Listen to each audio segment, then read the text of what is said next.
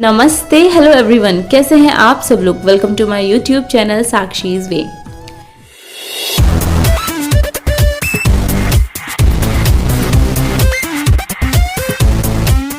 हम बात कर रहे हैं 9 दिनों तक चलने वाले हिंदू त्योहार नवरात्रि की, देवी दुर्गा और उनके 9 रूपों का उत्सव। आज हम बात करने वाले हैं माँ कालरात्रि की।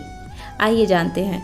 9 दिवसीय हिंदू त्योहार नवरात्रि के 7वें दिन माँ कालरात्रि की पूजा की जाती है। माँ कालरात्रि देवी दुर्गा का सबसे उग्र रूप, देवी दुर्गा के अन्य सभी रूपों के बिल्कुल विपरीत। माँ कालरात्रि रात की तरह काली हैं, उनके बिखरे हुए बाल हैं, उनकी 3 आँखें हैं। जब वह सांस लेती हैं तो जो आग होती है वो उनकी नाक से बाहर निकलती है। वह चंद्रमा के समान चमकने वाला हार पहनती हैं और उनके 4 हाथ हैं। एक हाथ में वह तलवार धारण करती हैं, दूसरे हाथ में वह वज्र धारण करती हैं और तीसरे हाथ से उसे पकड़ती हैं।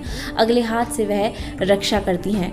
माँ कालरात्रि गधर्व की सवारी करती हैं। माँ कालरात्रि का शाब्दिक अर्थ है काल और रात्रि। काल का अर्थ है समय और मृत्यु, रात्रि का अर्थ है रात का अंधकार।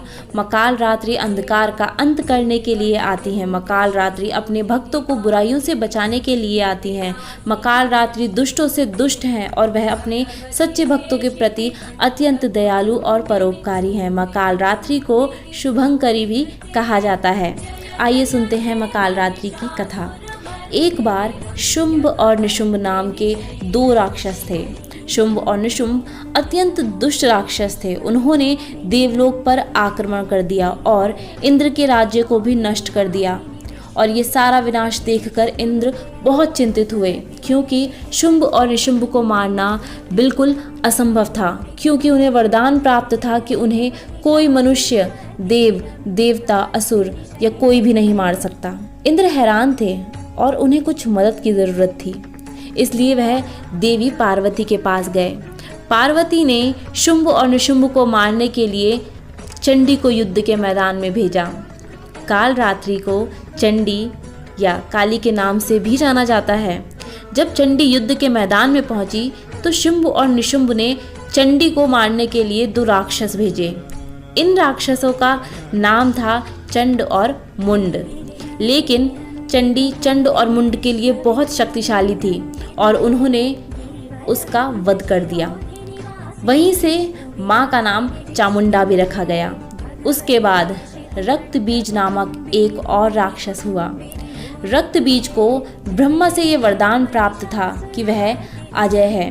यदि कभी कोई उसे मारना चाहेगा तो रक्त बीज के खून की एक बूंद भी धरती पर गिरती तो रक्त बीज जैसा एक और दानव पैदा हो जाता। चंडी यह देख के बहुत क्रोधित हुई और उनके पास एक ही उपाय था कि वह रक्त बीज के खून को धरती पर गिरने से बचाना चाहती थी। तभी उन्होंने फैसला किया कि वह खून गिरने से पहले ही उसे पी लेंगी। इसलिए हर बार जब माँ ने रक्त बीज पर प्रहार किया तो उसका खून पीती गई और इस तरह माँ रक्त बीज को मारने में सफल रही। उसके बाद चंडी या काली शुंभ और निशुंभ को नष्ट करने और मारने के लिए आगे बढ़ी और उनका वध कर दिया। फिर उन्होंने देवलोक में पूरी तरह से शांति बहाल की, जिससे इंद्र को उसका राज्य वापस मिल गया और स्वर्ग के साथ साथ पृथ्वी पर भी संतुलन हो गया। माना जाता है कि जब हम चारों ओर अंधेरे से घिरे होते हैं तो माँ कालरात्रि हमें आशीर्वाद देती हैं, हमारी रक्षा करती हैं। वह शुभंकरी के रूप में अपने भक्तों के लिए हमेशा मौजूद हैं। इसलिए सुनिश्चित करें कि आपके अंदर अंधेरे से लड़ने की अपार शक्ति है, चाहे अंधेरा कितना भी भयावह क्यों ना हो। तो ये थी माँ कालरात्रि की कथा। आप लोग मुझे कमेंट करके ज़रूर बताइएगा आपको माँ कालरात्रि की कथा कैसी लगी। वीडियो पसंद आए लाइक शेयर करना मत भूलिएगा। और हमारी ये नवरात्रि की सीरीज़ चल रही है। इससे पहले मैं 6 कथाएं कवर कर चुकी हूँ, लिंक आपको डिस्क्रिप्शन में मिल जाएगा। तो चैनल को सब्सक्राइब करना ना भूलिए।